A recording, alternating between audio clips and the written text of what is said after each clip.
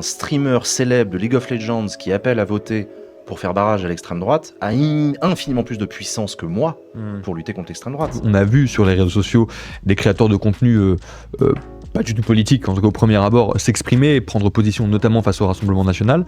Comment est-ce que vous avez vu ça, vous ? Un streamer célèbre de League of Legends qui appelle à voter pour faire barrage à l'extrême droite a infiniment plus de puissance que moi pour lutter contre l'extrême droite. Ça me fait un bien fou de voir ces gens que je connais par ailleurs, des streamers qui ont plutôt tendance à se tenir très à l'écart de la politique parce qu'ils en ont peur, parce qu'ils ont peur de froisser une partie de leur communauté, parce qu'ils ont peur de faire fuir les marques, etc. C'est très très apolitique, moi je fais que du jeu vidéo, etc.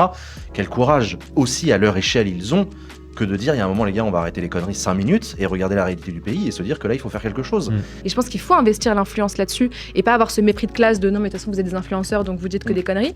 Je pense que ça faut qu'on se détache de ça à gauche parce qu'il y a aussi beaucoup de pureté là-dessus. Premier post que je fais pour les législatives, on a fait 4 millions de vues et ça a été repris après, donc j'ai écrit le slogan parce que moi là-bas je suis communicante et je suis dans la pub donc autant mettre à partie ces choses-là. Le RN c'est comme ton ex, il dit qu'il a changé mais en fait c'est faux et après on avait plein de slides où plein de des filles m'avaient aidé à faire l'éveil, de regarder sur les sites de l'Assemblée nationale, des commissions européennes, les vrais votes du RN. Et on avait tout listé en fonction de l'écologie, du féminisme, des agriculteurs, des gens pauvres, vraiment pour que toutes les personnes qui puissent se sentir concernées soient en mode en fait non. Et c'est hyper intéressant de se réapproprier ces luttes-là. Et comme tu dis, c'est l'éducation populaire en fait.